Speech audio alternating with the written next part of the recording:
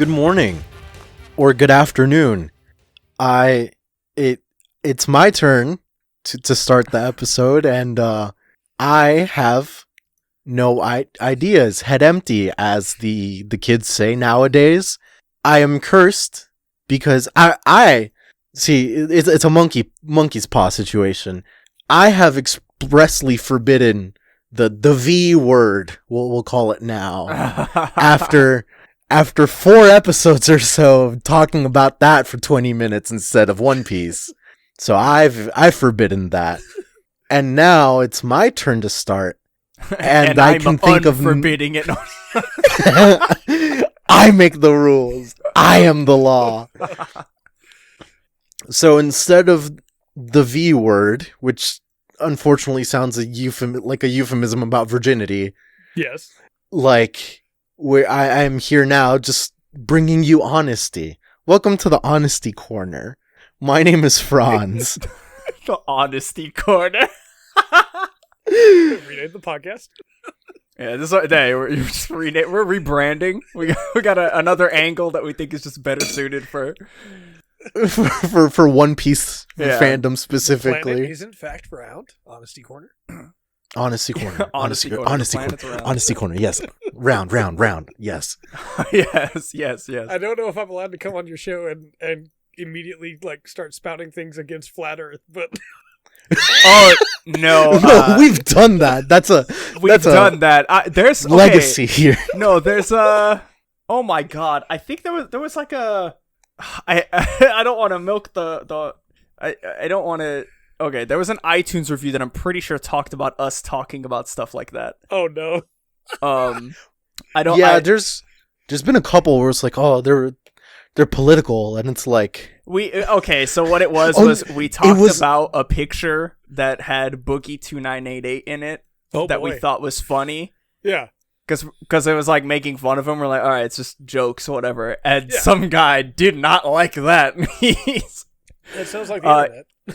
It's a running gag now because he originally edited his comment to say like, oh, like this was a 5, but I have to change it to a 3 because it like they get too political. And I think it's him because like, oh, they reuse the same gags talking like they say everything's Chad and Ice Wall and conspiracy theorists like that are like. So they said that, and then they were like, this, but yeah, and then they were like, I have to give it a 3.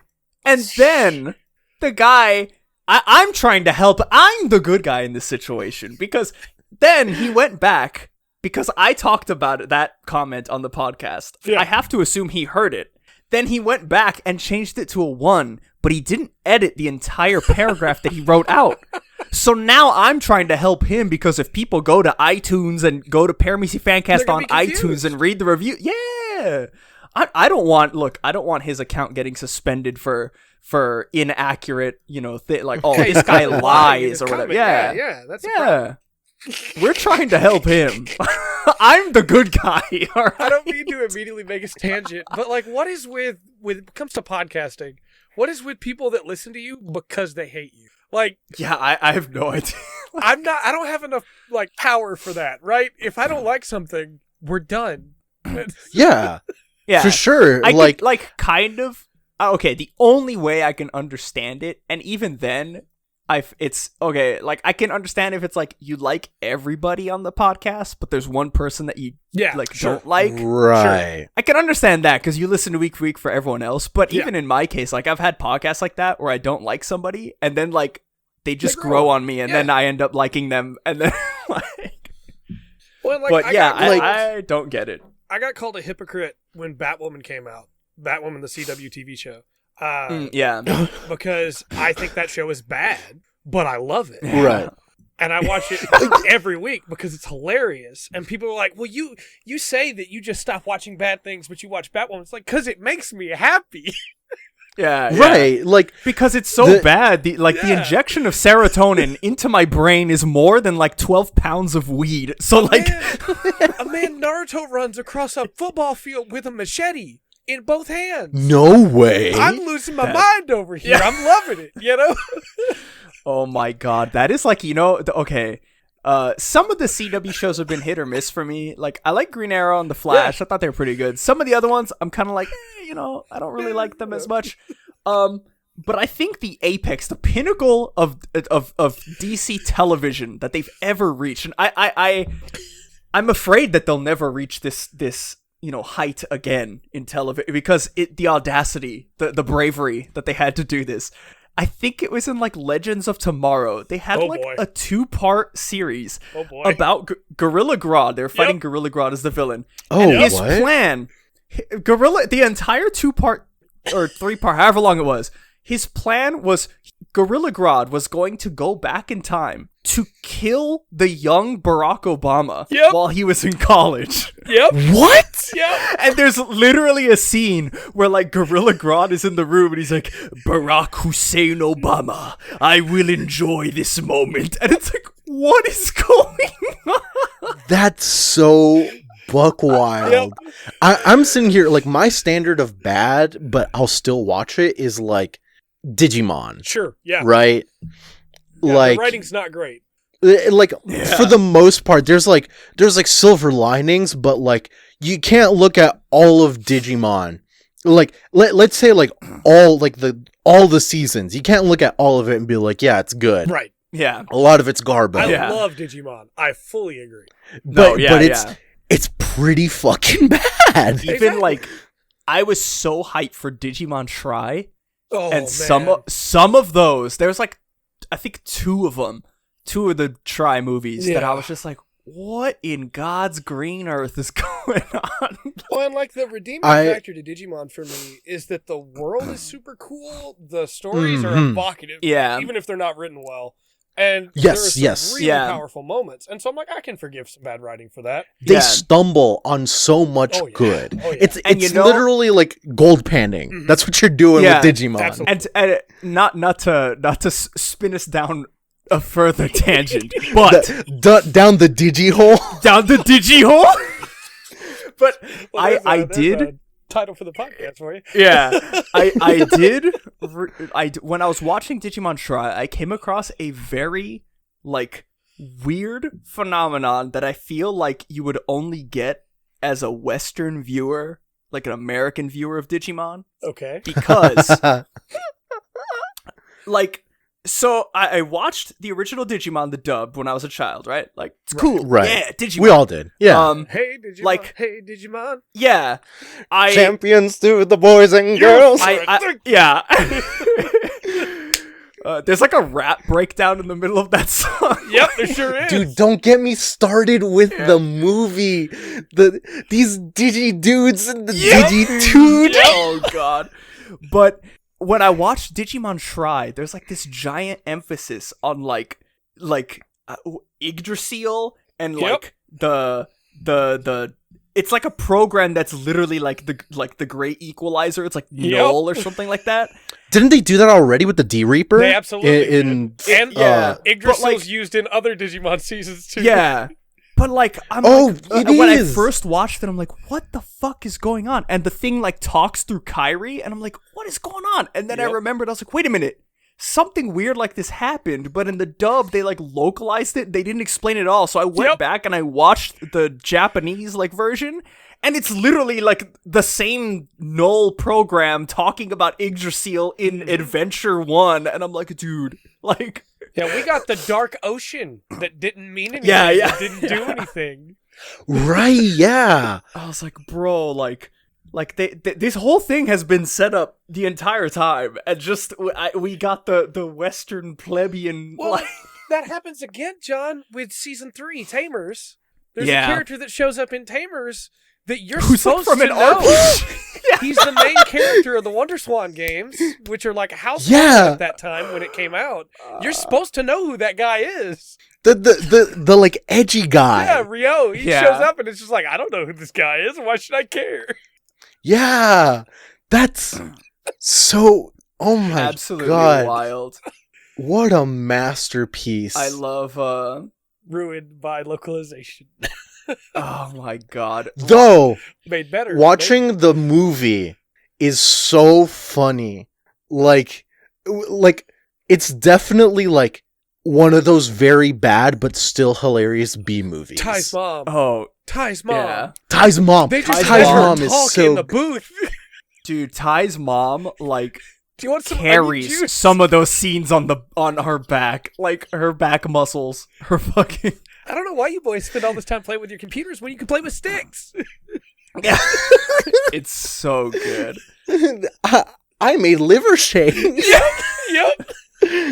Oh man. Oh This is not God. what I thought Okay, we would let's talk about today, but I'm glad we did. right. Yeah. Let's stop being the internet equivalent of boomers, and let's instead, what Zoomer knows about Digimon? Come on, we need to be there with the SEO. Yeah. TikTok, Are Yeah, so there no, TikToks? I bet there are. yeah, sea shanties. Come on. Oh, we can Yeah, make a sea Digimon sea shanty. Absolutely, we can. Yeah, they did a Digi rap, so we could do a sea Digi shanty. shanty. You know the old rolling down to Old Maui? Instead, we're rolling down to the Dark Ocean. Yeah. The- We got it. We got it. The only sea shanty that I will accept is Luffy's song that he sings in Skypiea while he's like That's walking fair. through the desert. That's fair. That's the only sea shanty I want. Man, I miss Skype. There you go. Bringing it back. So let's actually introduce ourselves. Yeah. People still don't even know who I am.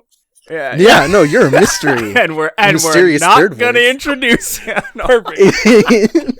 It'll just like go out like one of those old like 70s like shows like ba-da-da-da-da, Like they used to do that, right? On old talk shows for somebody like Dolly Parton, who everybody's supposed to know. They would right, you're introduce- supposed to.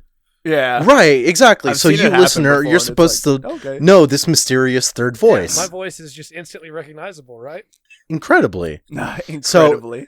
We are Paramecia Fancast, a One Piece fancast with a plentitude of complete diversion. Like, we cannot stay on topic. It is arguably an issue. It's better that Some way. people like it. We appreciate those who do, Yeah. and we understand those who don't. My name is Franz.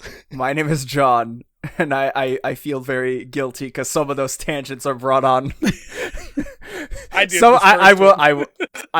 will accept that I am the culprit in all of these. Hey, you didn't bring up Digimon. I knew That's that it was true. a landmine. Yeah. But yes, you may hear a specific voice in your ethereal plane that you're listening to this podcast That in. is where I'm podcasting from. Yeah, and that is where he is podcasting from. This is Trey. Why don't you introduce yourself for all of our viewers? They better know you. They should know you. From the current elemental plane of ice. I am Trey from the Full Spectrum Podcast. Oh God, I don't have a it better is intro, fantastic. No. Perfectly fine. You're good. That, but yeah, no. Trey is friend of the show. God, Yes. I will say, quick tangent. been a long I'm not time going to coming. diverge. It is great Hmm? that we've reached the point where we can actually say that with like you and like Kat and Joel, like friend of the Yeah. show. Like, Yeah. it is great Like- to have that. Because it could sound like legitimately facetious, Right. but like it's just genuinely true. Yeah. Yeah. Like with us, like I'm really glad to have met you all. Same. Like it's hard to build community, but like when it strikes, it's when you're here, you're family. That's right. What's it, You're gonna Subway. bring it back. What's it? John Goodman in Emperor's New Groove. When that sunlight hits those mountains just right. Ooh. Oh, I thought we were talking Pacha to Vin face. Diesel. Oh God! Oh, yeah. Well, yeah, that too. The Fast and Furious ride in Universal when you hear your family. No, I agree. It's great to finally be on with y'all. Again, love to be able to get y'all on my podcast sometime as well. I say mine. I'm not the only host there, but Right. Yeah. they're not here, so I can say mine. Yes. And it's legally binding. They're not here right now, so the throne lays empty. No, we shout you guys out as well. Both of y'all. Your podcast is really fun, and I don't say that just because I'm on here now. It's really great to have just a place where I can go to listen to people talk about One Piece that's not quite as toxic as some of the parts of the One Piece community. Yeah. I always try to, when I try to tell people about the podcast, I'm like, if I have to pitch it to somebody, so you have like, okay, I love a lot of the One Piece YouTubers. Mm-hmm. Like, I feel like I my favorite is probably Tekking, because his videos are just really like, absolutely, he is himself, and I love that about his channel. Like, he's unapologetically himself. But he's also very like non-toxic about things. He's very lighthearted. Yeah. He's one of the ones that like we want eventually to reach out to, and like I'm hoping so cool. like please if we can get him on the show, that'd be sick. That's a goal for this year. But like look, some of the discussions get kind of toxic, so I'm like, okay, whatever. But then like on the other spectrum, like you have the One Piece podcast, the official one, which is great. Like they are a great group of friends. You can tell like they're awesome. But they're not willing to ask the hard-hitting questions of like which of the Straw Hats. Okay, they're not willing to ask the question of, if Luffy says fuck, which of the Straw Hats would Robin blame for teaching Luffy that word? That's. I feel like if I had to position our show, it's like we're the super best friends of One Piece. Nice. We just talk. We're willing to ask the questions, and we're willing to talk about the things that no one wants to ask, or maybe people want to ask but they don't get from other sources. And it's Frankie. We're here for you. It's Frankie. It's got to be Frankie. I was thinking the same. It has to be Frankie, or it's because Nami. Look, like in a loving husband and wife relationship like that, the first person you would suspect would be like, okay, what did my husband do to this young boy? Like, for sure. Yeah. Dark Horse. It was Nami, but she's keeping her lips sealed and letting Frankie take the shot. See, I was thinking, oh my god. I was thinking of some off-the-wall scenario where Jinbei does it, but does it in an attempt to teach Luffy the word of, like, you shouldn't use this, and then Luffy just runs with it anyway, and Jinbei's like, oh no, what have I done? Yeah. My captain is dumb. What did I do? What did I do? Why did this happen to me? Jinbei gives off Grandpa Jinbei energy to me. Oh, for sure. God. I want to say, okay, we have one of our friends recently binged all of One Piece, and now every week he's in on the conversation. We're like, okay, like, this is sick. But and mind you, he's a prophet. Yeah, nice. He read he read a scanlated version of the Boichi, the Ace novel, the manga that Boichi drew. Right. And, like, because it was only released in the One Piece magazine, I believe. There hasn't been an official translation yet. Yeah.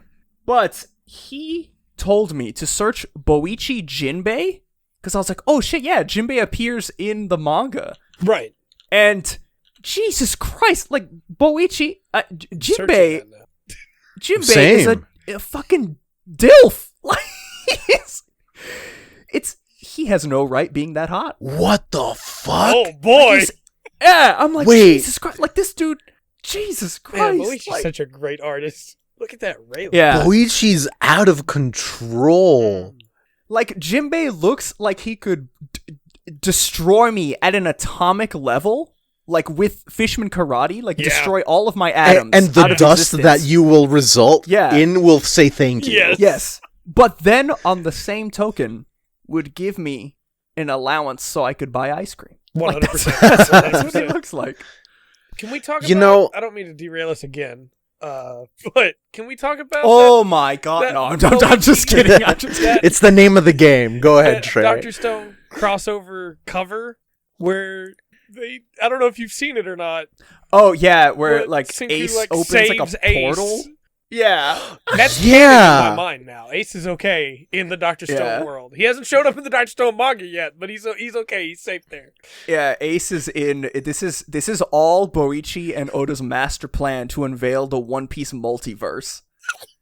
And the final villain of One Piece is going to be Kang the Conqueror. Yep, we've solved it. You know, what really fucks me up is that, like, Ace could survive. So Slight spoilers, I'll keep it vague, but in Dr. Stone, kind of like early on, someone kind of gets aced, basically. Yeah. But like, because of like the specific, like the what turns everything to stone, like he survives, essentially. Yeah. And it's just... Yeah, they straight up could use that. Boichi has a dream. He really wants his love of like Ace, it just reminds me of the Jujutsu Kaisen author. Yeah. Who like the week of the 1000th chapter, the author comments, everybody was like, "Congrats, Oda, on 1,000 chapters." On 1,000, yeah. Everybody's congratulating him. The Jujutsu Kaisen Chad was like, Arlong is sick, and Grand Battle 2 Arlong was the best Arlong. No congrats to Oda, no nothing. He's just like, Arlong is the best. Boichi's on the same level. Yeah. Basically. Boichi's like, Ace. like, I'm able to draw the Ace manga? Psych! I'm rewriting history. Well, like, that situation still works out perfectly, because Ace gets to live, and Luffy still thinks he's dead. It's perfect. It's fine. Yeah, it's perfect. It's perfect. Yeah. There's no problem. None at all. I love... Well, I don't love when Ace dies, but okay. This is like this is like a saga that I've talked about a little bit on the podcast, but I have like these Zoomer coworkers that I'm trying to get into One Piece. Oh, nice. And they're just like, one of them is just really like inquisitive about everything, and he's just like asking about all this stuff, and he's like, I don't care about spoilers, just like tell me. And he was like, well, how does like Ace die? Like, what happens? And I thought about it, and then I laughed to myself, because I was like, he literally almost gets away. Like, Ace is freed, they're about to get away, and literally Akainu is like, hey, Ace, Whitebeard's a pussy! Yep. Ace is like, how dare you? The goat, like, Akainu basically comes up and says, your fly's down. Yep. And then gets him. Like, there's a lot in One Piece that I would refuse to spoil. Right. Things like Sanji's lineage. Yeah, I agree. Brooks' backstory is one that I would really... I think that reveal is very important for the moment it hits. That's rewarding. Yeah. I think like a lot of character backstories for sure. Robin, you definitely don't want to spoil for people. You need to get that moment with Saul. The whole I want to live, like that, as raw as can be. Yeah. Well, and one little one that I think isn't like, it's not a huge one, but it's just a little moment that I would never want to spoil for somebody, is the Sabo moment with the paper. Oh my god. Yeah, his memories come back and he realizes exactly who that man that is dead on the paper is. That moment hits so hard. Like, when that came out, I remember there was people that were like mad. I mean, again, we've talked about this a bit. They were mad that like Oda used like the amnesia trope, but like I would argue it was done really well with Sabo. It's probably the best I've seen it done in a long time. He got blasted by a cannonball at the age of like 4. Yeah. Like, his brain rattled around in that brain case is all I'm saying. He's an American football player. Exactly. So I feel like it was justified, though it was kind of like, there aren't enough moments for the Straw Hats to talk about each other to themselves. Yeah. And even still, considering that, I don't think Luffy talks about himself that much. Basically never. He doesn't really like think to. No, yeah. Because we had talked about it on the show, but like when he met Tama, and Tama reveals that Ace came to Wano, and like I remember Tama gets mad at Luffy for like talking about Ace. Yeah. Or she's like, oh, like you're whatever, like how can you say Ace is dead or whatever? And it's like, I remember thinking like, man, like are we gonna get like a payoff there? Like I remember thinking like I guess it would be, well, I don't know if it'd be out of character for Luffy, but I remember wanting like a moment of I mean, we kind of got it with the, like, I still have my friends moment, but Yeah. I would have really liked to have seen, like, a post-time skip, like, him explaining, like, no, Ace is dead, like, he's gone. Like, Yeah. Ace is gone. Like, he was my brother, he died, like, you I know, wonder- just being able to talk through that moment to somebody else. It almost It feels doesn't like have to Luffy's happen, but I would like still it. kind of running from it in a way. Right, Yeah. yeah. It's weird, like, he's running from it, but then, like, I see He accepts the... it, but it's like he's I running from yeah. his grief of it now. Yeah. And I see the techniques that he uses, like, now, like, the Red Hawk and the Yeah. Red Rock as sort of, like, Which, to be not his fair, way to that's- fully cope, but, like, that's you know, very his kind of, like, yeah, like, he'll always, like, this is his way of showing his love and respect for Oh, Ace. I got Like, so hyped the first time I saw it too. oh, yeah. It's so good, but like it's also very like Luffy never really had too much of a connection to family, Right. so to speak. Yeah. It was really just like Ace and Sabo. Yeah. Yeah. So I don't even know if Luffy would He's- cry if Garp died.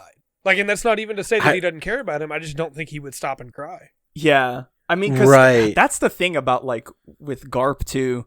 Because he's he'd another be in one pain, that, like... but Because, like, we're shown that he's in, like, pain with, like, the Ace thing. Like, he was, like, he just didn't want this situation to have happened this way. He was like, why couldn't you have just been, like, a normal, like, why did it have to end up like this, you know? Yeah. But man, like, even, like, so for Garp, I can see it because, like, they're his children, or, like, you know, he's their guardian, I guess. Right. Like, he takes it, but you're right, like, Luffy to Garp, because Luffy, with Dragon, it's understandable, because him and Dragon just Yeah. kind of don't care about each other at all. Yeah. right. Dragon I helped always him out that laugh one when time. I That think was of, kinda it. when I think of the Dressrosa, post-Dressrosa chapters, where Sabo's like, oh my god, like, Dragon, like, I met Luffy, like, I met your son, and all, like, him and Koala, like, we met your son, this is amazing, and he's like, oh, that's cool, hey, how's Robin doing, is she okay? Yeah. But it's part of what makes Luffy so interesting to me is that he understands human emotion on such a deep level. He gets so upset for other people. His crew is his family. Yeah. But after that, he sort of, like, I don't want to say doesn't care, but it just doesn't seem to affect him too much, everything else, you know? It's almost like Yeah. he Not at a processes things personal and then just level. moves on. Yeah, it leans a lot into, I mean, the obvious sort of like story Yeah. theme that Oda goes for, like your family isn't always like what you were born. Your family isn't what you were born into. It's Yeah. who you connect with. You know, it's the connections You can that you make. choose your family. Yeah. Yeah, you can choose your family. You can find your own family. Right. You know, because I mean, case in point, like the entirety of the recent Whole Cake Island arc was literally about that. Like, if the entire series had that, like the entire series has had that sprinkled in, but then Oda like rolled up the newspaper with Whole Cake Island and just smacked you across the face with it. Well, and that's also where we got all our reveals. I mean, Zoe gave us a little bit of it, but that's where we got the reveals of stuff with, I've completely forgotten his name, Momo. Right. Oh, yeah, family Momonosuke and the themes there. Momonosuke, yeah. With Ode Yeah, and yeah. everything. Family is very important to the world of One Piece, but like you said, it very much is that you choose your family. Yeah. Oh shit. It's really interesting to see that too. I feel like I just keep derailing us. It's what I do on my own podcast all the time. No, let's. Um, we're here for it. It's really interesting to see how that ties in with Odin because, you know, to Momo, it is family was his dad, but now it's family is Kinemon and family is the rest of the Akazaya and Luffy, and you know, it's really interesting to see the impact that Luffy has on people. Yeah, it's really cool. Like Luffy touches everyone in a very endearing way. Yeah. Whenever he's like such a good influence on so many people's different lives. Yeah. But at the same rate, like these people take a part of Luffy and whatnot. Like it's kind of like this is a weird analogy. So follow me, please. Okay, let's go. Luffy is Captain Planet. Okay, yeah, I think I see what you're going for. Yeah, and there's and he hates pollution. and he hates he's pollution. made out of rubber. And how did that happen? A lot of people especially those that were in the reverie moment. Yeah. They have some aspect of Luffy that has like influenced them and has like taken them forward a little bit. The easiest one to point out, I guess, would be Shirahoshi. Yeah. Yeah. Getting a bit of like courage, so to speak, from Luffy. But even Wapol, like it's nuts when you think about the effect that Luffy's had on some of his enemies as well. Yeah. Yeah. It's out of control. Like Crocodile. Yeah, and I love, like, I guess this is just like a monument to, like, Luffy is one of, like, I think Luffy is one of, like, the best, like, Luffy sort of, at a time, I think I would have put, like, Goku as, like, the penultimate, like, shonen protagonist. Yeah. But I really think Luffy, like, when you think about it, because a lot of people, if you've been reading the story for so long, a thing that I see come up a lot is, like, you just seem to, like, forget things that happened, or, like, when you describe something, your mindset is only in the recent, and it's not, like, taking into account the entire story. But I think back to, like, the most recent moment of it was Luffy with Momonosuke on Zou.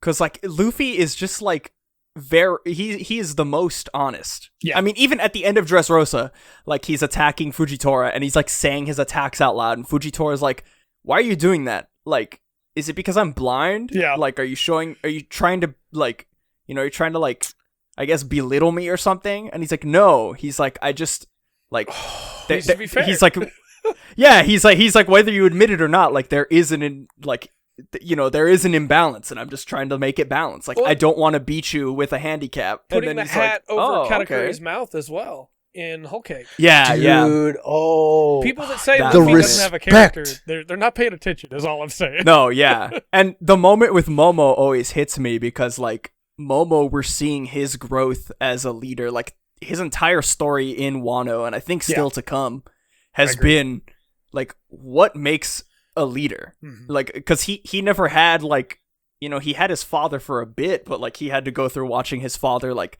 dance naked in the streets to pretend, like, he didn't know about the stuff that happened in the background. Like, he heard the legends of his father and stuff, but, like, and even before that, he was just on Whitebeard's ship. Yeah, so... he was like, arguably way too young. I mean, he even says so, because he's like, yeah, I was really young, but I remember meeting Gold Roger, and they're like, you're insane. But, but, like, his whole story is, like, what it means to be a leader. Like, what does it mean to be a leader? Yeah. And I a good portion of that he's definitely gotten from Luffy, because I love the moment on Zou where he is, like, asking Luffy for help, or he like demands Luffy helps him. Yeah. Or something like that. It's like, you will serve me, basically, at first. Yeah, and then he's like, no, like, we're not. Yeah. And everyone's like, Luffy, what are you doing? He's like, no, ask me like a man. Like, what do you really want? And then he tells him, like, I want to beat Kaido. Like, I want to avenge my father. And he's like, that's all you had to say. And even, another good moment recently was, him and Sanji. Yeah. When Sanji's beating the shit out of him and he's taking the hits, and he's like, Sanji, you're the one who's hurting more than me. Like, just tell me what you want. Oh, that moment's so good. Yeah. And then when he finally tells him, and he's like, yeah, like, of course we'll do that. Like, we're family. Or no, he's like, of course we'll do that. Like, that's just the kind of person you are. Like, yeah, of course. I thought about it. Like, I've had the script for a video written out, and it's just, like, getting the footage. I don't know how to structure it well with, like, to make it sort of cohesive, but, like, I see Dragon Ball FighterZ, and I want that, but with One Piece, because, like, everything is there for One Piece to be, like, the greatest fighting game. Like, every character, the character designs are all, like, we don't have 3 blonde-haired kids and I have to tell who's who. Super Saiyans. We don't have, like, a million Gokus. Yeah, a million Gokus. We don't have, all like, Gokus. What, 4? It's like 4, and I forget. There's like 7. There's like 7.5 Gokus or something like that, because people counted Super Saiyan Goku. Yeah. I remember as it was coming, as the game, the DLC was coming out, people were counting the fusions as 0.5 Goku. And then they were like, Genius. oh, like, so that's 0.5 Goku. And then the kids, it was like, oh, that's 0.5 Goku. and then Gotenks was like 0.4 of a Goku or something like that. I mean, it was. yeah, I sure. remember seeing a post about like the math, but it's crazy. Like Burning Blood One was Piece not that, would be and I really so. wanted it to be. Yeah, but like the way Arxis handled like the graphical style and like literal manga panels being moves in the game, like I think it'd be great. But I've thought about it, like the special endings, like there's so many character interactions that like the special endings would be insane. Like man. I literally imagined that scene of Luffy versus Sanji, and then like at the end of it, like when Sanji says like I want to go back to the Sunny, and Luffy's like, of course, like that's the kind of person you are. It's like Luffy wins. Like oh my god, like that would be so good. I want that now so bad. Yeah, it's man, I want it so bad because I remember when Burning Blood was announced, I was like, oh yes, like this seems so cool. And then it had some of the 3D like arena fighter stuff, and I was like, okay, well, it might still be fun at least. And like it was, but then like I don't know, I searched up. There's like I remember searching up a video, and there was some character that like within like a day of the game being released is like, oh, here's an infinite for Crocodile. It's just like it's figures. like, oh, okay, cool. I buy every One Piece game that comes out, and other than the Pirate Warriors games, and even sometimes them, based on the review that I did of 4, I wind up walking away going, man, I want a great One Piece game. Yeah. Yeah, it's not necessarily an easy feat to achieve. Yeah. But like, boy howdy, like if you do it. It would be so monumental. I can't like fighting games specifically too are so interesting in that like those communities will not move from where they are. They will keep that game alive. Yeah. Like so recently Eastern Japan got a like moderately big earthquake. Yeah. Fortunately, like not too much happened and this and that. It was substantial. I live nowhere near the east coast of Japan. Right. I live on the west coast of Japan, basically. And I felt it.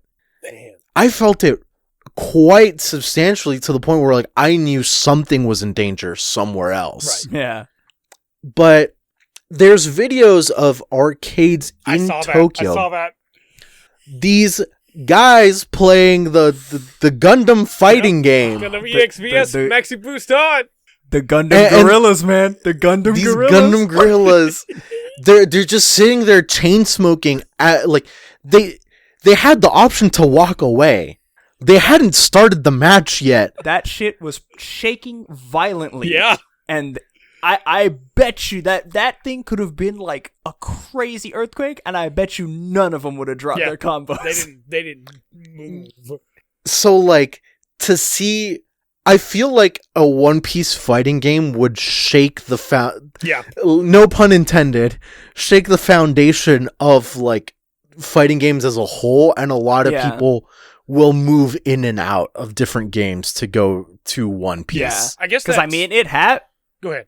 Oh no, I was just gonna say it happened with Dragon Ball for sure, and even like Grand Blue. Yeah. Specifically with the Japanese players, when Grand Blue Fantasy Versus came out, like the week 1 tournaments that were happening was like, oh, here's the best like Guilty Gear player going up against the best Blaze Blue player in semifinals, and on the other side of winners is the best Street Fighter V player versus the best Tekken player, and it's like, dude, what is going on? Like, players stayed up all night learning combos just for that tournament. I guess that's what really speaks to the quality of how I just completely forgot the name of it. I almost called it Arxis? Guilty Blood. The Burning Blood. Burning Blood. Oh, Burning Blood. Yeah. I combined Melty Blood and Guilty Gear. Yeah. Oh my god. Guilty Blood. Yeah. Burning Blood just didn't do it because it's a One Piece fighting game and it didn't take off at all. Yeah. Yeah. It's the kind of thing where like the attention has to be there, and it has to be like yeah. It's an undertaking, like, for sure. Yeah. There's if Bandai so many Namco... characters. There's so much, like, when do we place the game? How do we place the game? Yeah. Do we just break time and just like, do we have pre-time skip Luffy and post-time skip Luffy? Yeah. Yeah. Do like you can't just jump force it. You gotta put thought into it. Yeah. My I can't just jump force. Oh my god, jump force. Talk boy about, howdy. Man, jump force. I remember watching videos of jump force and I was like, oh no. Like, oh Hey, no. Best fighting game because it accidentally released with the dev kit. Yeah. That Dude. is the only game that I have promised to review on this channel, or this channel, on my channel, that I still haven't done. Because I can't. Every time I try to go back to it to work on the review, I cannot. It kills me inside. That game just is the worst. Dude, like seeing the Hunter x Hunter characters in that art style, like seeing Killua stare at me with those beady fucking eyes, like his eyes are the size of my left cranial lobe. Die in there, and his expression doesn't change while he's talking to Ichigo about how rough his life's been, and it's just like, oh my gosh. Yeah, dude, it's wild. What we need? Do y'all remember? Like this is like the fourth dream within a dream. But do y'all remember the Bleach fighting game for the DS? Heck yeah, I do. For the DS, I remember the one for the Wii. The Wii one was Shattered I think it was the same Blade, series. where you had to fight. You had to swing the Wiimote. Oh yikes! You had to just swing like the Wiimote Budokai Tenkaichi 3 even on when there. playing as Ishida and using the bow. Yeah. It was you would swing it left to right for horizontal attacks and up and down for vertical attacks. So like it had the kind of like Soul Calibur like building blocks, but then like dog, like you give anyone a Wiimote and they're gonna crank it. They're gonna go ham. Yeah, I actually think the DS game was. How many better than the Wii TVs? game. Oh my, For yeah, sure. the DS game was so good. Like the beauty of like having it basically be 2.5D and just like being able to sidestep is so interesting. Like of course that would work well for Bleach where they had the whole Shinpo. Thank you. Yeah. There's no way I would have remembered Is that. it called Flash Step? Is that what the dub translated? Flash Step. Yeah, Flash Yes. Step. I'm a So- weird encyclopedia when it comes to things nobody should remember. God, Bleach is so cool. Bleach is sick. I wish Bleach was- should have been good. Yes, Bleach should have been incredible. I love Bleach. I mean, okay, this is any anime or manga, I am an absolute sucker for style. Yeah. Like if you're Yeah. I'm currently reading through, this is not the recommendation that I'm gonna make to you, Trey. To everyone who's listening, I promised Trey that I would make a manga recommendation at the end of the podcast. And I haven't spoiled it yet. This is not it. But I've been reading through Soul Eater. Oh, Because I never actually read through Soul Eater. And let me tell you, like, it's a monthly manga, but some of these panels are outrageously Soul cool. Eater has style with 9 Ys in the. It's crazy. Yeah. It's what's the triple S in in Devil May Cry? So Smoking Six style. Yeah. Yes, Yeah. that's what it is. God Like- damn, dude. Dude, I have to agree so much because like I read through. So I've been sick the last like 3 months, like a dog, and I'm finally getting better. But I've had this like I've just been binging through manga. So I read through all of Golden Kamui. Nice. Wonderful. Definitely like suggest. But when it comes to style, the other one that I binged through was Land of the Lustrous. Okay. That one is like it is nothing but style. There is a very integral story to it, and it's very interesting. It says a lot, but and if you want to learn about some of the tenets of Buddhism, like you might need an encyclopedia next to you with it, but like you do learn a lot about like Buddhist philosophies Cool. That's While- insane. while reading through it, but it builds on that style. It is Yeah. so sick. The angels coming from the moon, Ooh. have Okay. the style. It's just too good. That's some like Asura's Wrath stuff, dude. Yeah. That's so sick. It's nuts. All the fights are so good. It's so well thought out. I definitely suggest give it the first 10 chapters or so. If you think you'll stick with it, keep going. It's on indefinite hiatus. Oh, okay. Part of me feels that it's on purpose, but that's big brain theory crafting. Okay. Oh god. I'll have to read it. Then we can have a big brain theory craft session. Yeah. I have a style sure. recommendation if we're talking style. Oh, let's do it. Anime. I actually don't know if it has a manga or not. I want to preface this by saying I don't think it's a good anime. Oh no! Look, the style argument. So what I was gonna get into with Soul Eater is that if it's so stylish, this is with my recommendation too. The one that's coming. Okay.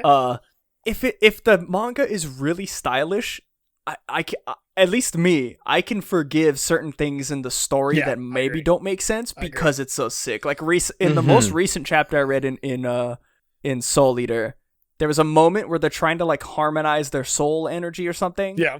And Soul, the scythe kid, is let's do it through sound. Yep. I'll play my piano. Yep. And they're the verbatim line is you can do that? And his literal response is yeah, I didn't know I could do it, but I just found out about it the other day. Yep. Anyways, Hell and then he goes on to yeah. explain it, and it's but then when it happens, It's I'm so this is so cool. cool. I can completely forgive all of that. So, I'm sorry, Franz. I didn't mean to interrupt you. No. I'm just excited about that statement. Go ahead. My anime recommendation is an anime called K Project. K Project. It's very short. I think it's 12 episodes. I can double check. It's K Project, and then there's a sequel, I think, or maybe just a OVA called Return of Kings. Okay, I've seen this on it was on Crunchyroll at some point, and I remember seeing the logo of it on Netflix. But I never How did I watched not it. watch this? This is back when I used to watch everything. Okay, so it's 13 episodes for the original, and then the sequel is 13 as well, so it's a 26 total. Okay. But it is two teams, multiple teams, I guess, not just two, but the two main teams. It's literally hey, what if God suddenly decided, hey, there's gonna be all these teams of people that I'm gonna give superpowers to, and then they're gonna have to fight over territory. The story's complete nonsense. But the style is off the charts. They get their power from these things called Swords of Damocles that literally hang over the heads of the city. And if the king, holy shit, the person who leads the gang, dies, the Sword of Damocles drops and nukes the city. What the fuck? So, oh my god, each team has a different color. The blue team are they have made themselves the cops. They've taken over the police station and become the cops. Oh my god. Okay. And they wear tailored suits with long coattails and military style coats. I'm looking at a picture of it. They're literally obelisk blue from Yep, Yu-Gi-Oh! GX. Yep. The red team is this back corner gang of skaters and punks that operate out of a bar. The gold team guard God. That's their job. The gold team rules. They're the guardians of God. The green team are hackers, and they have this tech effect. Again, the story is complete nonsense, but the show is super cool. And the show is about the white team and the guy who leads the white team that is just the most hey, we don't actually have to fight though, right? And then he has his right-hand guy that is literally just a samurai, but in current day. I see. This is we needed more of stuff like this and less isekais. 100%. Isekais, we get it. Is old dusty, old news. Yeah. We get it. What we need is just a premise that is run with and no one cares. Yep. It's the whole we didn't even bother asking if we should. Yeah. We knew we could, we didn't ask if we should. Why does this god entity put nukes inside the Swords of Damocles? I don't care. Let's just go. Let me see that sword. Who cares? Who cares? Let's see the fights. They don't care so much that the opening episode starts with red and blue fighting, and they don't explain who any of the characters are, and that fight goes on for like 15 minutes. Yes. Hell yes. That's the kind of shit I want. Like, that's why, like, Bleach. I loved Bleach because when it had its high moments, I'm just little kid hype. I'm just like, my parents just told me we're going to Disney World, and I'm getting hype. You know that song that plays in Bleach that's like dun dun dun dun dun dun dun dun. Yeah. Oh. Anytime that played, I was there. Let's go. Dude, my favorite moment from Bleach, like I've talked to people, I'm like I love the Bankai moment. Yeah. Like I absolutely love like the Hollow Ichigo, like when he finally masters the like when he's fighting the when he's fighting the Vizards and he goes out of control and all of them are sitting on top of him like with their blades to his neck and they're like, you have no idea how powerful you could be. And I'm like, ugh. The moment I love above all of those is when Ichigo comes back from training his Bankai for the first time. Yeah. And they send the captains send their lieutenants to him. 100%. That's the best moment in Bleach. On the ground. And they're like, oh, like he's, this guy's cocky, like he's gonna go without a sword. In an instant, knocks two of them out with his fists, no soul powers, and then like destroys the other one's blade with his hands. And I'm like, through his shikai like it's nothing. That moment, when moments like that happen in Bleach, I'm just like, yes, I don't care if this other stuff doesn't make sense. It's so sick. No, Goku does not matter to me right now. Just show me this. Yeah.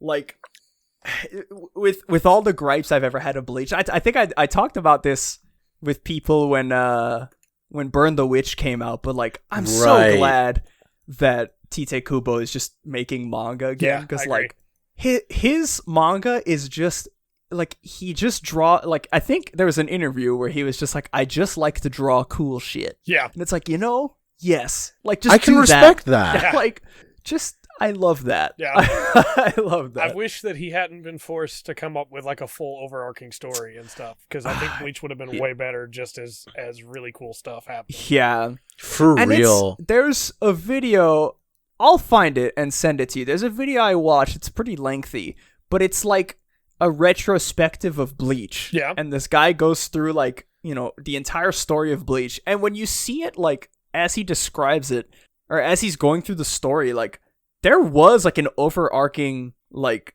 the events of the final arc in the manga, like with Yuwak, or however you pronounce it, Yuhabak. Like, that stuff was, it's crazy when you see it, because when the beginning chapters of Bleach, whenever Bleach was starting, there was a couple chapters, or I think it's like every chapter, I forget, there's a pattern, and I think I might be remembering it wrong, the video, but basically in the early parts of Bleach, like, there was chapters whenever Old Man Zangetsu was on screen. Yeah. That the chapter would begin with like a quote. Yeah. And the quote was always random, and everyone just thought like, oh, it's just like, it's that trend of like, they just think English words are cool. Yeah. Like, it doesn't have to make sense. But then like in the final arc, Yuhabak says those words like in a full speech, and you're like, oh fuck, the entire time it was the speech that Yuhabak gave, and like it was foreshadowed. That's pretty cool, actually. I didn't realize that. Mind expansion. I don't think it was like word for word, but like some of them were, and it's like, oh shit. Yeah. And like he was definitely teasing stuff that happened in the final arc in the earlier arcs. And it's, to me, I'm just like, man, I wish Jump didn't give you the axe like that. That's why they really shot him, huh? Yeah, they were constantly telling him like, "Hey, we need to see this character come back because the fans want to see it," or "Hey, you need to put more of this in here because the fans want to see it." Yeah, like, let the man I make did a watch story. a video. Yeah, I did watch a video recently, and I know Burn the Witch got like, they were like seasonal releases, like it was gonna have like the first season or whatever. Yeah, was like the first 4 chapters we got or whatever, but I watched the video going in depth about the Jump Plus app, which is like the digital only manga app, and specifically like Kaiju number 8 and Spy X Family. Yeah.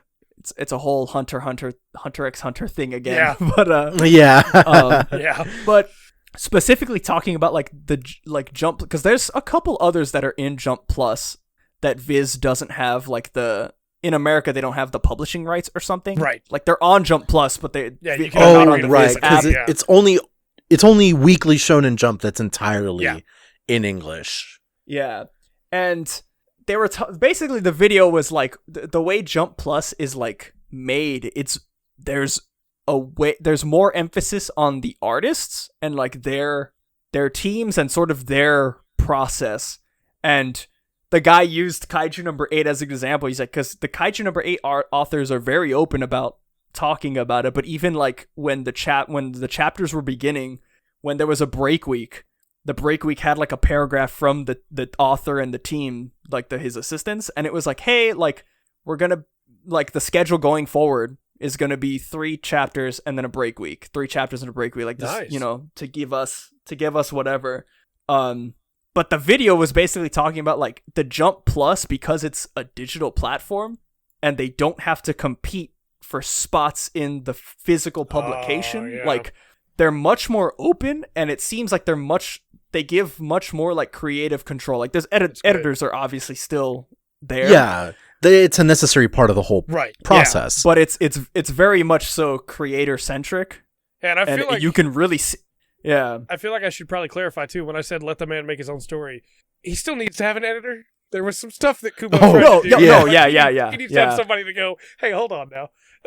Yeah, because it's the slippery slope of I want to draw cool shit, because it's like, okay, like Kubo, it's 4 p.m. time to write your story. Yeah, but Ichigo hasn't had his second Bankai. It's like, okay, no, you have to tell us what's going on, like in the story. It's like no, but Byakuya is like a cat boy now. Of Toriyama, where he sent a whole chapter off to his editor.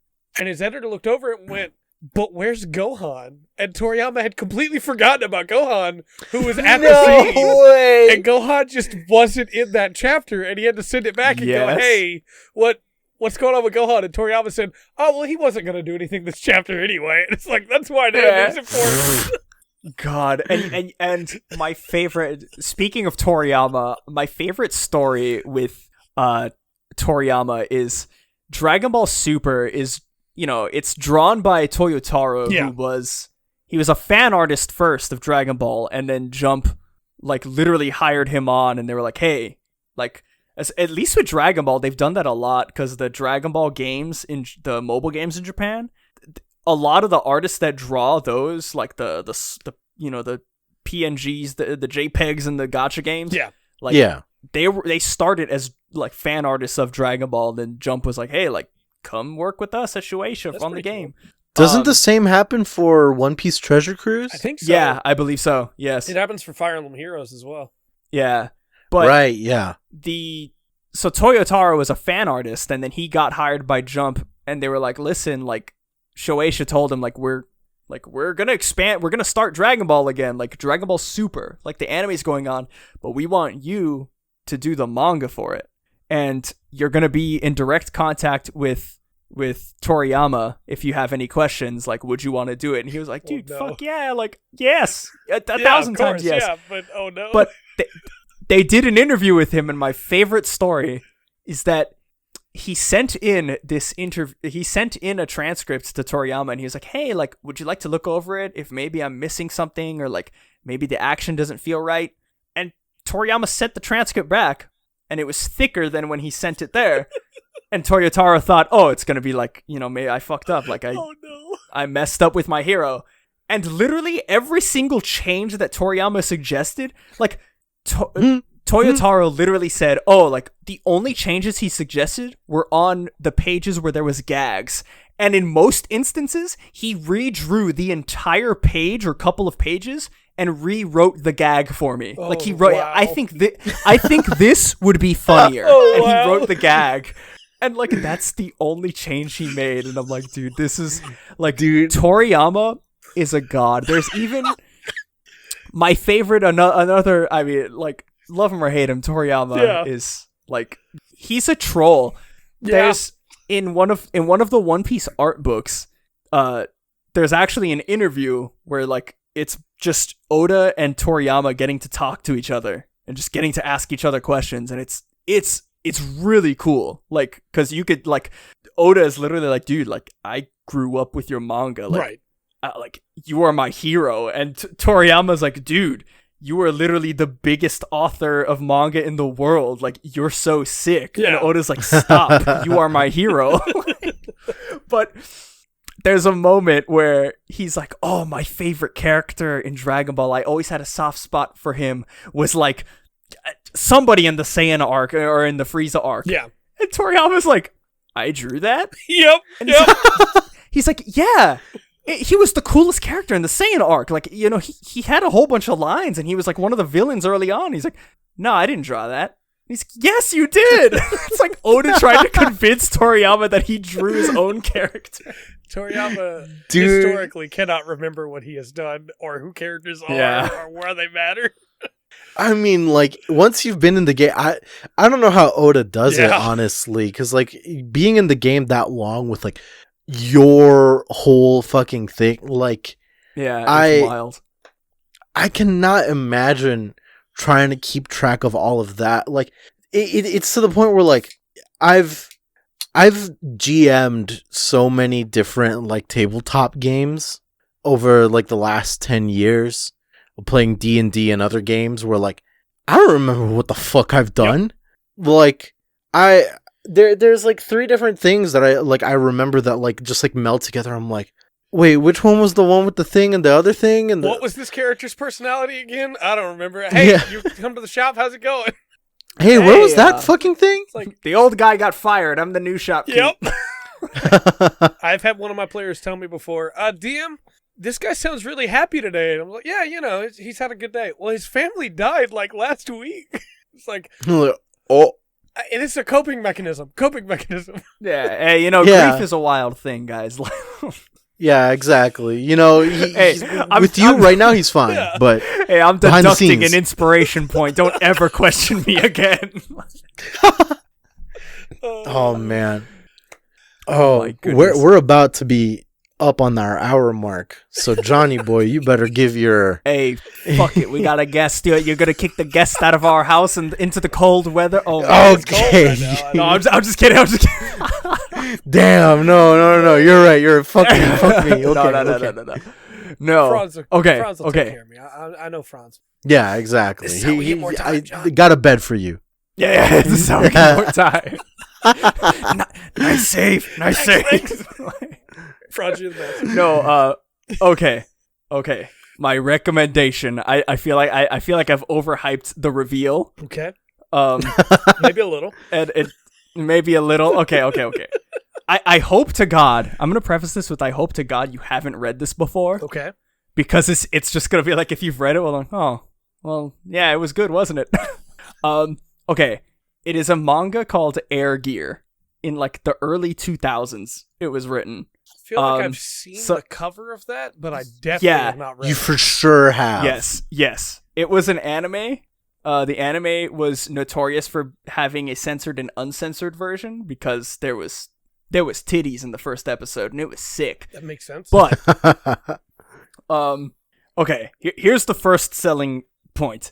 The author's name is Ogure Ito. Okay. And the way he writes his name is Oh Great. Like, he writes the English romanization as his name. Like, perfect. The author, oh great, with an exclamation point. That's great. It's so sick. If I had one line to pitch this manga to you, this manga is Tony Hawk and the inline skate holy war. Okay. All right. I'm listening. I have pulled up the image of the cover for the DVD that I definitely saw. And I guess it would probably been VHS. I cannot help but notice one of the characters has an eye patch. Yes. John. That character I have a weakness with the eye patch. patches. That character. Okay. Let me just tell you. Like, this. Okay, the manga is quite definitely a product of its time. Okay. I will preface it with that. There is a character on their team, Bucha, who is a large, muscular black man. And there are certain times where a couple characters, they're not major characters. Well, some of them are. Look, there's some times where they refer to him as like a nickname or they call him a name, and I'm just like, oh, this is like, you could tell the author didn't really like get it. Oh, like the character, okay. the character, I will say, the character himself is never once like stereotyped like to like, I would say ever, but to like a crazy extent. Like he's never like black person stereotyped like in some other like manga. New Yorker. Like, I eat hot dogs. It's never like that. That's already a lot better than a lot of the contemporaries from that. Yeah, time. it's literally just how some of the other characters refer to him that is like kind of like, and it's never like a slur, but it's just like, whoa, like that's dangerously close. You can't. Okay. Sort of like that moment Kinda in off. Durarara where the main character Ryugamine, that's his name. Thanks, Brain. Yes. Meets Yeah. Simon, Wow. and he's just like, "Whoa, you're black!" And it's like, "Oh, come on, Ryugamine, come on." Yeah. Oh, yeah. Okay. You live in Tokyo. Like, come on. Like, you have access to the internet, you dipshit. Yeah. I know you're on that 4chan forum. Like, you know. And like they never treat him bad or anything, but it's just that moment. that Yeah, you go, yeah. Okay. It's yeah, just that exasperation at the beginning. But the thing is, like, I will say that is a thing that you do see, a reaction you encounter as a foreigner in Japan. Yeah. In Tokyo, like in where Durarara takes place, should never fucking happen because it's just foreigners top down. That's what the buildings are made of too. Yeah. But like out here where I live, like it's definitely like in my own fucking neighborhood. These people have seen me for the last 3 years, and I'm just like walking around. They're like, Double take. yeah, and it's like, Yeah. you see me take out the trash every fucking week. Like, come on, we're done. Yeah. We're done with this. No surprise. We're done with this. But it's still like, come on, man. Yeah. It's pretty wild. But I will say that the character, it's like, it's nothing that's like, you just go into it knowing that it's the product of its time, I guess. But the character with the eye patch has like a split personality, and like depending on which side the eye patch is on, that's the persona that comes out. That is such a good way and to do like, that. There's an actual like lore explanation and reason given to that's actually really cool later on, and it's like, oh shit, like, oh, that's awesome. But like when it starts, he has, so I get a rough explanation. It starts as literally just Tony Hawk Pro Skater. Like, just, there's these hyper advanced that no government tries to regulate or even touch roller skates called Air Trek. Nice. That are like basically weapons in the wrong hands. But nobody does anything. So these Air Trek gangs are literally just Tony Hawk skateboard gangs, and they control territories of Japan or like all over the world. And it's like, the premise of it is just like, okay, like you start your team, you go to another team's territory, and you slap your sticker on their territory. Or you put your sticker over their sticker. And if you slap your sticker over their sticker, it's like, yo, like, we're gonna fight. Like, we gotta duel. Beef. Yeah, this is beef. We gotta duel over this territory. And it starts off as like literally just the main character Icky and his high school friends just goofing around, and like they get into Air Trek and they start a team and they're just like going at it. When they meet Eye Patch Kid, the explanation comes about like in that arc and the arc after about the Holy War aspect, which is like there's an urban legend in the Air Trek world where it's like, oh, like there's a tower called like the Tower of Tropheum, and every couple of years like teams race to the top of it, and if you get to the legend says if you get to the top and you have all 8 of the regalia, you can unlock the door and unlock the final first regalia, and it's like the strongest set of roller skates, and everyone's like, dog, like this is fucking sick. So everyone's just trying to fucking like expand their territory and, you know, like get to it. And the kid with the eye patch has one of the regalia, and he's the Fang regalia, and like his thing is just he can inline skate at you so hard that when he kicks he can make like slashing shockwaves. Okay. And it's just really fucking cool. But he's like, his theme is like a shark. When he has the eye patch on one eye and he's looking angry looking, he says fuck a lot, and he's the shark. Okay. And when he has it on the other side, he's a widow uwu femboy who like wants to like be with the main character. Okay. And at first the main character's like, whoa, like what are you doing naked in my bed? And then after a while it's literally just like, oh yeah, he's just like, yeah, whatever. we just sleep in the same bed, you know, whatever, who cares? Just bros. Like there's a part later on where like somebody questions it and everybody's just like, who cares? Whatever. Like we don't care what their status is. It's just whatever. So I wanted to let you get through with the explanation because I'm excited for it and I wanted other people to be able to hear it. But I also feel like I should tell you, I enjoyed Demon Slayer so much that basically whatever you recommended at this point was going to the next thing on my list. Okay. Because I really love Demon Slayer. Yeah, I am glad. There is a moment. I watched your Demon Slayer manga review. Yeah. I was out doing errands, and I specifically had it on in my car because I was like, I need to know everything about. I need to know your exact thoughts and when they popped into your brain about Demon Slayer. And it was. I am so glad that you liked it because, I mean, me and Franz, as it was going on, would talk about it. Like that series was really good. Oh, yeah. Like really to the point where it's like, we gotta know what happened, what she does next. Right. Go Toge. Yeah. It's like anything she puts out next, like I am down for. Yeah. It doesn't matter the genre, doesn't matter. Like I'm down for it. I'm right there with you. But there was a moment in there where you talked about in the video where you talked about one of your favorite sort of tropes is the like, oh, like you, like when like people like the hero look quote, like a man dies when he's forgotten. Yeah, when you like carry on nobody the really will of dies. The one from before. Yeah.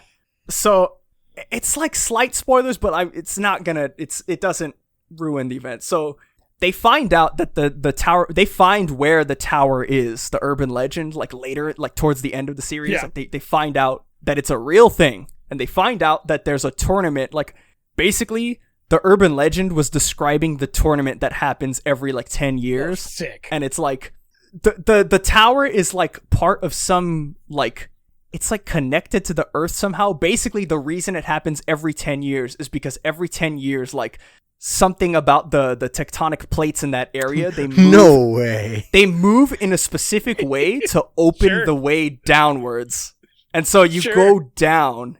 Yeah, it's I will also preface that the manga has some really like it will explain like the science of how an attack works with like really in-depth illustrations and stuff. Like the guy is just really interested in this stuff, and you read it and you're just like, okay, yeah, I'm on board. Yeah. Like that's okay. I guess I know how tectonic plates work. I guess I know how like that affects the magnetic, you know, whatever. I've learned so much. Yeah, exactly. It tricks you into learning. Yeah. It's actually a science course I'm trying to pitch. No, so they realize the tower's a thing, and the tournament every 10 years, if you make it to the tower and you register, like you're in the tournament, and it's like all the teams basically are fighting in a battle royale to make it and register, and our guys get there, and in a very, it's literally a Sanji nosebleed moment from Fishman Island. Like there is a gag that turns out to have consequences. Oh no! Where two characters bump into each other and their key cards fall on the floor, and they pick them up really fast, and they highlight in the panel that they're scrambling to pick them up. Right. And so when the captain has to be the one to get there and present his key card, and he gets there and he has his teammate's key card, and they're disqualified. They don't make it into the tournament. Wow. And so like the next couple chapters is them like, or the next chapter directly is all of the teammates just literally beating the shit out of him. Like, you're an idiot. Like, this is our chance. Yeah. Jesus. And there is, they find out, they're like, okay, like there has to be a way we could still get in. And they find out that the tournament, if you beat another team before the tournament starts, you take their place. And they realize this because all of the teams that are about to fight each other are literally like they're watching each other's backs. Yeah. Like they're literally in territories next to each other, and they're like, we have a truce until the tournament starts. Makes sense. Because if anybody tries to take over one, both of the teams team up on them to take them out. Because they're like, we don't want any X factors. They show they're looking at the tournament bracket, and they see that somebody has a bye. They're like, well, there's a team that just gets a bye. Like they don't have to face anybody first round, and they're all alone. Yeah. Let's take them out. Long story short, they go into the guy, they find the guy, they track him down, and they find out that the guy is part of, like, you learn about, like, the original Air Trek team called Sleeping Forest. Okay. And this guy was a part of that team. And he says, okay, like, I'll let you have my spot, but you have to prove to me that you're worth it. Like, you have to prove to me, beyond any shadow of a doubt, that, like, you are, like, worth it. Yeah. It's like, okay, cool. How do we do that? The guy fills the room with gas to knock everybody out and hooks them all up to VR. It is really stupid. Okay, yeah, sure, why not? Oh, so like the Yu-Gi-Oh games. Yes, the Yu-Gi-Oh games. But when they get there, they're in this other world, like they're in like the virtual world or whatever. Like it the way they present it is like this other like world, like really weird. When he draws this other universe in the show, I use air quotes like universe. Yeah. When he draws this other plane, it's like really like fantasy, like it's cool. It's like really fantasy like oriented, I guess. In contrast to like the Tony Hawk sort of like feel of the rest of it. Long story short, his test is like they have to fight virtual recreations of the original at their prime Sleeping Forest, the team, the original team. Very cool. So they're fighting them. And the black character Bucha, there is a moment that like when I heard you talk about you loving that trope, I was like, this is why I have to recommend the manga to him, because this moment is like that incarnate. Okay. He's fighting all of the Sleeping Forest members, mind you, have regalia. They have like the super strong inline skates. Yeah. It's so stupid to say out loud, but I love it. The inline skates. Yes. The legendary inline skates. yes. It's the the Shadow the Hedgehog boots, those ones. But they're fighting the original like owners of their like the 8 regalia, and they go up against the Rumble King, who has like the Rumble regalia, and his whole thing is like shock waves and earthquakes, like that he can just use like his. I don't know. There's a pseudoscience explanation. It like vibrates the ground so hard that like whatever. Who cares? Yeah, it's dumb and I love it. So they're fighting him, and Bucha like he's huge and he blocks the attack, and it kind of cuts away from that, and then we see them like meet. We see our team cut off the other team, and they're like, "How are you here?" And they're like, "Oh, like basically like they're the rules of the race the battle that they're doing is like there's somebody on their team that has an emblem and they have to steal the emblem." And they thought it was the main character, and he's like, "Why are you just presenting yourself like this?" And he's like, "Oh, like I know who the guy," like the main character says to the Sleeping Forest, he's like, "I know who the guy on your team is, like I figured it out." And they're like, "Why didn't the other guy stop you?" And we get the coolest fucking moment that like it gets me so hype every time. We cut to a flashback of right when he blocks the attack from the Rumble King. And it shows him holding off the attack, and he's like, "Oh, like, your friends just left you. Like, I'm gonna defeat you. Like, my shockwaves are powerful." And Bucha's like holding the shockwave back, and he starts pushing it back towards the guy, and he's like, "What the hell?" And he says, compared to what I carry on my back, your shockwave is nothing. Heck yeah. And it shows a full page spread of his back, and you see handprints, and the flashback shows right when he blocks the attack, all the teammates, they slap the shit out of his back, and they're like, you got this. Like, we can trust you. We believe in you. Like, yeah.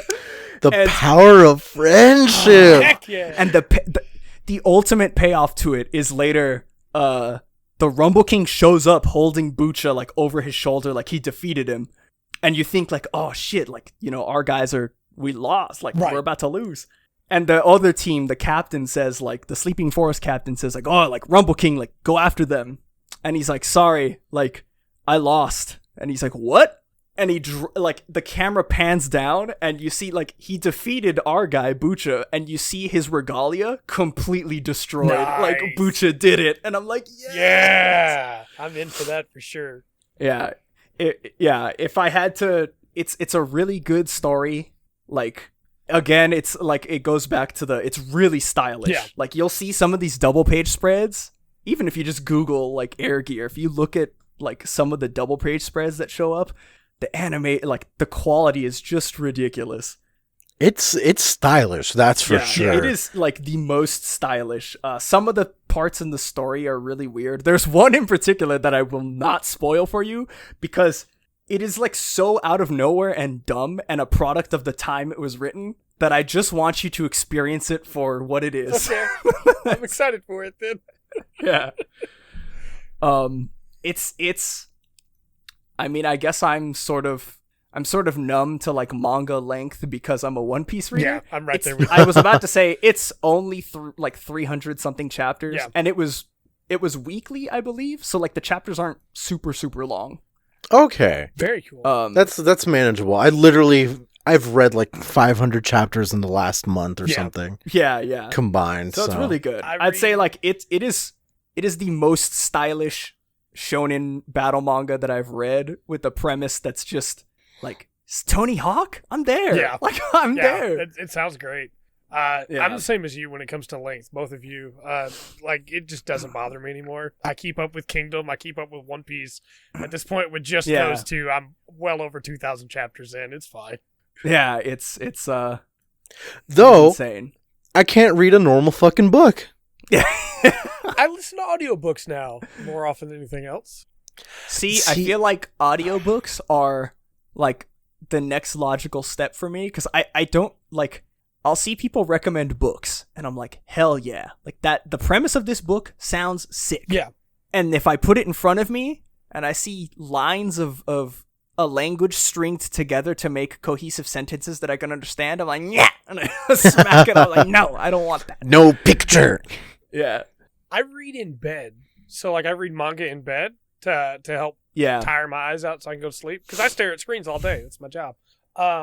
So, when it comes to reading an actual book, I have to physically hold the book, or I can use a Kindle, I guess. But, like you said, reading the lines, unless I'm, like, middle of the day and I have nothing else to do, then I can sit down with a book. But otherwise, manga's way easier for me to consume when I'm half asleep. Yeah.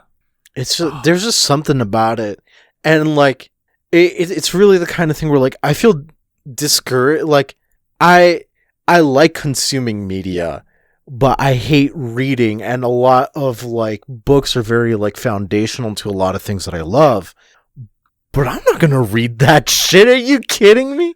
You want me to read? I think, too, I didn't mean to interrupt you there, Franz, but I feel like we've go trained ahead. our minds, too, because I don't know about the two of you, but I play a lot of video games, too, because of my job. I'm a gaming YouTuber. And I've trained my mind to read while it's taking in other information. And so, manga, I'm taking in what's going on the panel. In a video game, I'm taking in what's going on the screen. So audiobooks are really the only way that I can just engage with a book and pay attention now. And I do that while I'm doing something else, while I'm driving or while I'm doing dishes or doing laundry. Holy I never thought of it, but like, yeah, you're right. Like, that's, oh my God. For two things coming on this podcast. The guy who randomly brought up K-Project, and for this bombshell. The thing is, like, it makes sense.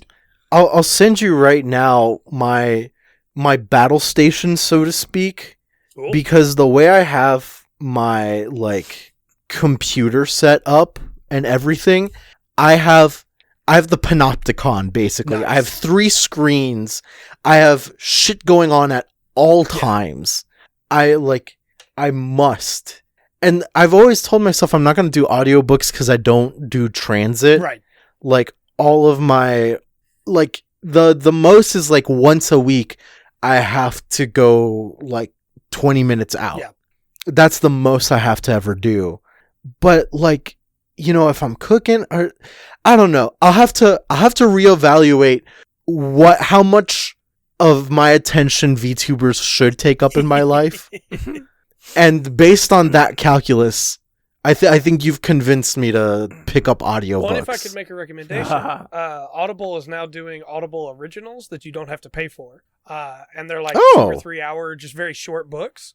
So if you want to give it a try, you can go for something like, I'm not sponsored by Audible. If they want to sponsor me or this podcast, I'm sure. Audible, please. Audible, look, Audible, please, man. Audible, like, I can't even think of a book that I would want to read for you, but I want to just... let me read Ululilia's 10 Elemental Masters for your audiobook program. I'll read the Art of War. That'll never happen. It'll never happen. We know that someone has tried, and he's forbade it. If you're down with the Ululilia lore, like we are, if you don't know what that is, don't bother. Straight up, just don't bother. But if you know, there are things in this world. Okay, like Ululilia, I'm glad I'm down that rabbit hole. Yeah. Another one that I'm so like, Rat Boy Genius. Okay. I need to finish binging Rat Boy Genius. If you have never seen or heard of Rat Boy Genius on YouTube, this is a fucking trip. It is like actually good storytelling. Okay. And also a good musical at the same time. Okay. And also a shonen battle manga with a giant space war to finish the arc and interdimensional multiverse messing around. I'm interested. It's wild. Look, it all started with a video. He has like a 3D avatar that he just calls the Rat Boy Genius. It's just a little 3D rat that he made in like Blender or something. And he brings it into Minecraft. This predates Blender, buddy. This predates Blender. He brings it into Minecraft, and he just originally started singing songs about the character Rat Boy Genius. Sure, why not? Little King John and all this stuff. And then, like, some stuff starts happening in the videos, and you're like, yeah, I like the song, but like, I've seen that character like 3 times. What are they doing? Okay. Why is this out of order? Wait. Oh, no. Uh-oh. And then war breaks out, and you're like, oh. The last time we brought up Rat Boy Genius, it's been a long time we brought it up in the podcast, but like that's around when it was ending. Yeah. And like, let me tell you, like, from the little bits and pieces that I had picked up of its ending was phenomenal. It is actually like really, I'm not like, I know how much of a meme this sounds like, and if anybody searches up Rat Boy Genius that's listening, or even you, Trey, if you search it up and look at it, you're gonna be like, you're stupid. Like, this looks dumb. Please, just trust me. Like, I particularly love Potato Knishes is one of my... Potato Knishes is a classic. That's a classic. I feel like I have to say, I don't know what I expected, but it was not this.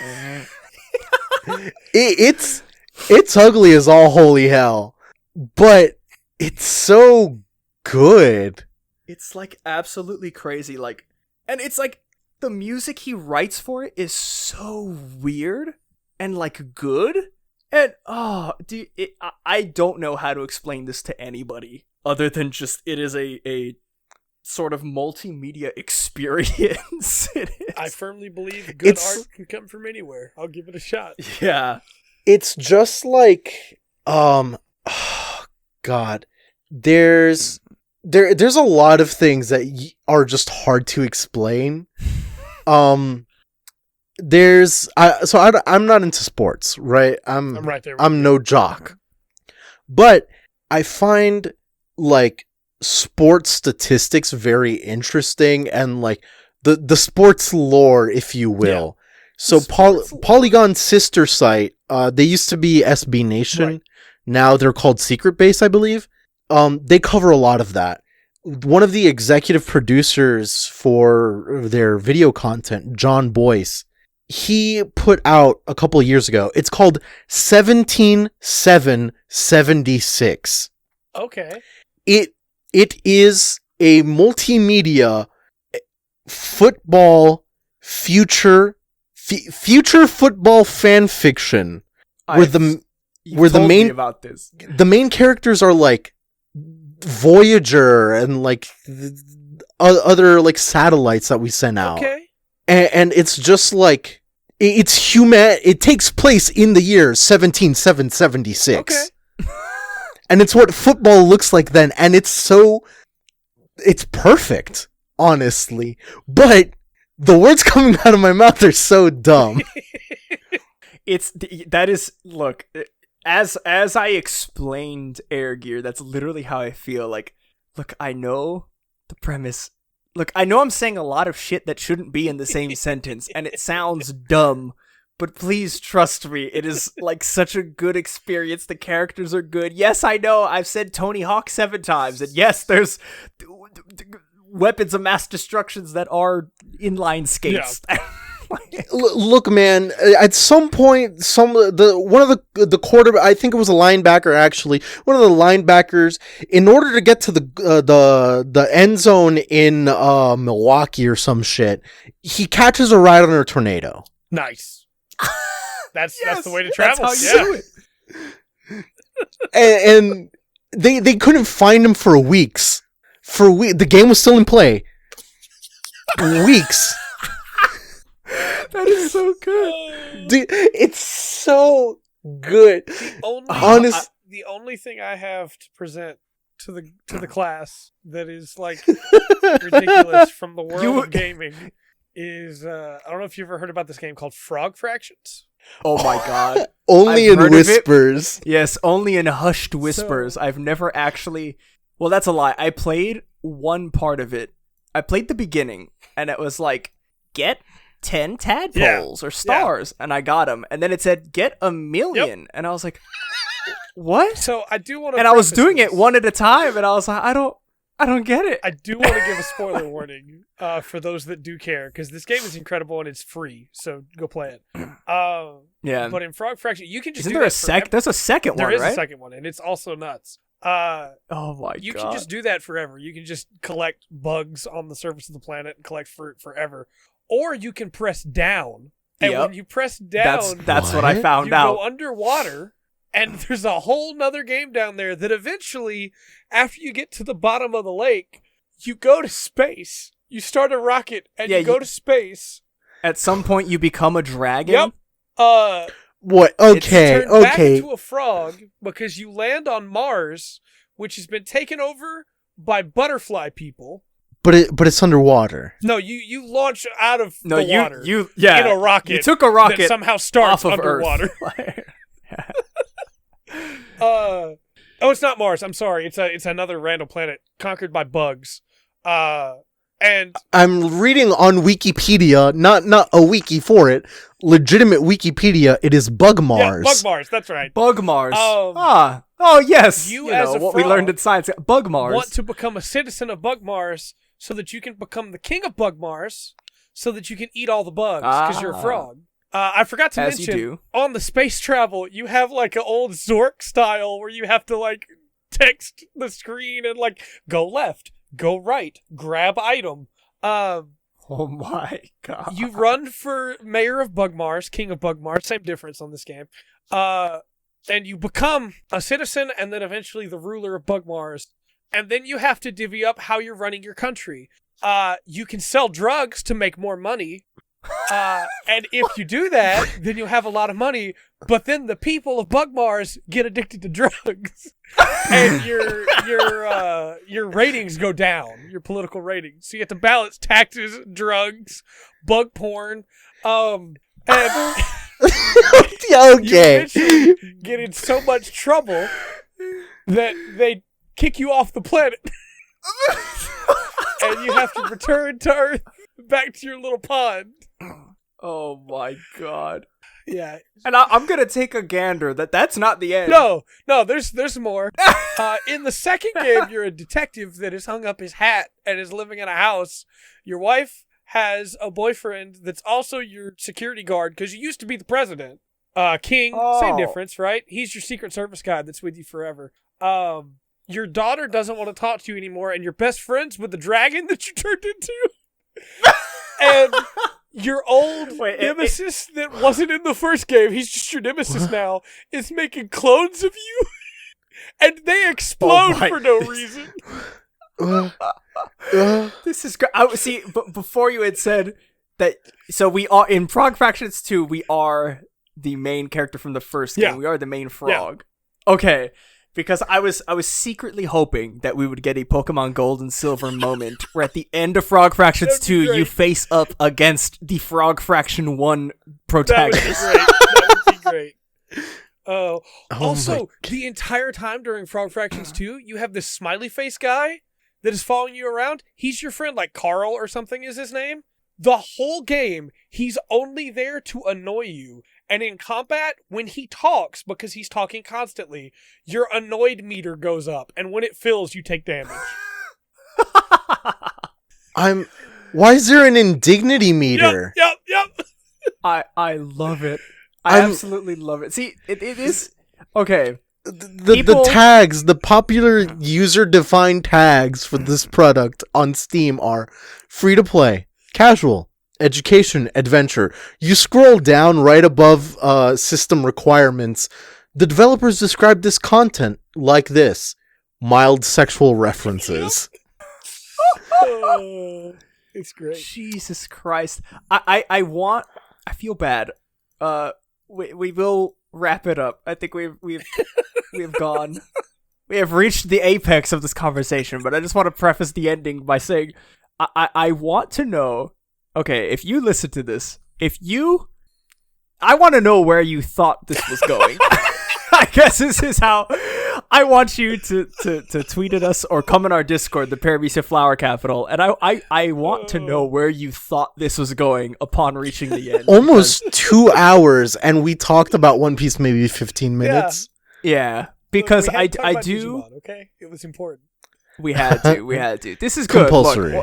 Look, one of these days. I mean, Trey. Before we sign out, thank you so much for coming on. It was a blast. We will have you on a non-tangent cast. I gotta talk about Caribou at some point, because I was like in the middle of the fandom during the Caribou for Straw Hat movement.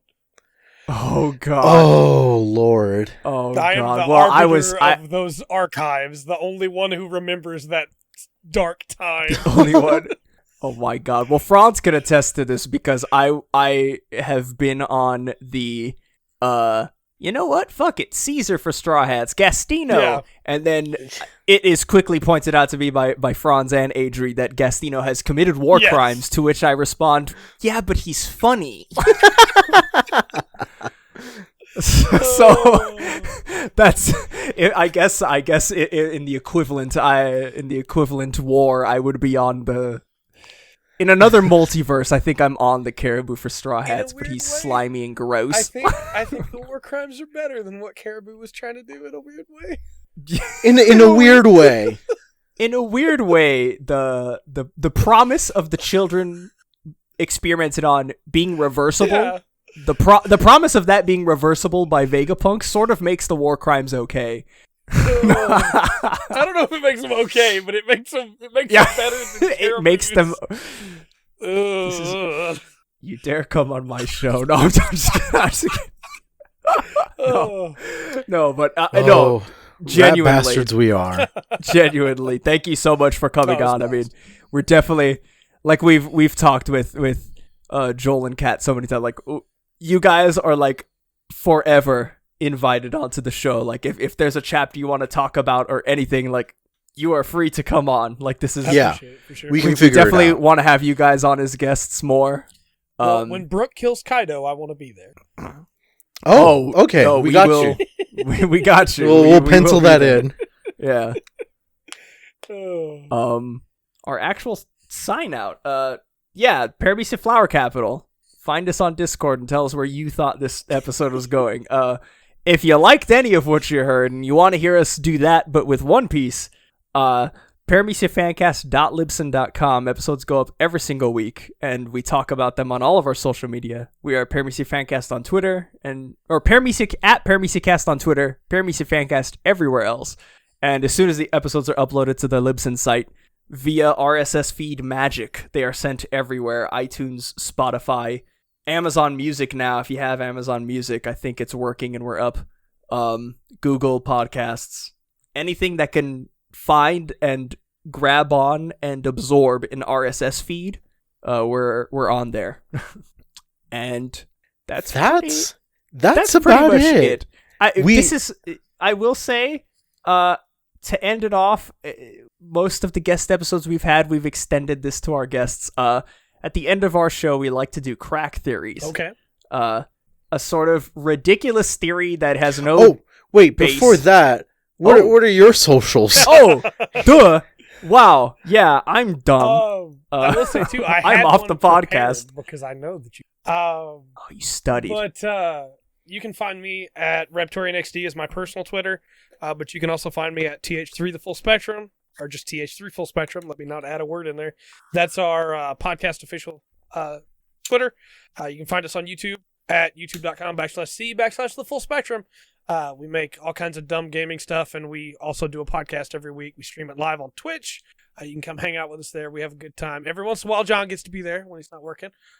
It's great. When I'm not working, I'm in there, and my entire goal is to talk to everybody in the chat, but also say something in the middle of the show and watch Trey's reaction. And if I can get him, if I know when he sees the message, and I'm like, mission accomplished, boys, we got him. The timing is a little rough for Franz, but maybe one day. Yeah, never been able to catch it live. Super fair, considering the time difference. Yeah, one of these days.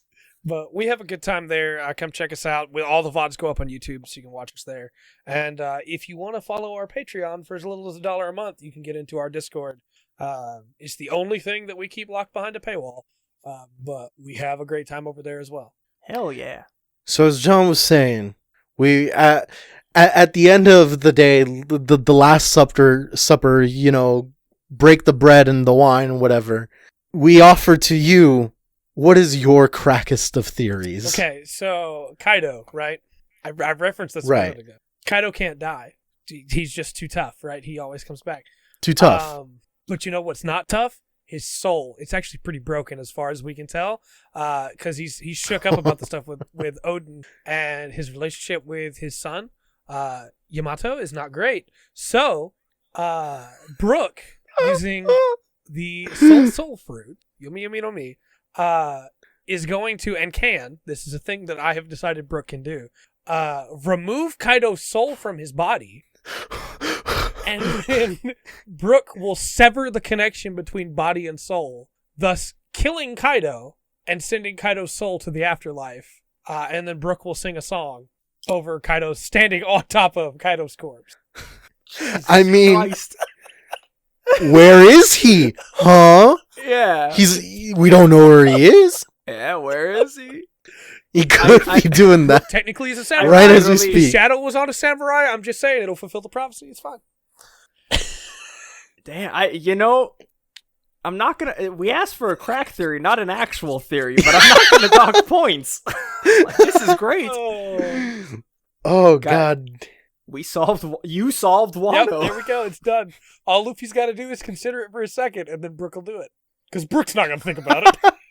Yeah, Brook's not going to think about it. Luffy orders the hit on Kaido. Brook, do it. Yo. Take the shot. Yo. Ya Hatsukiri.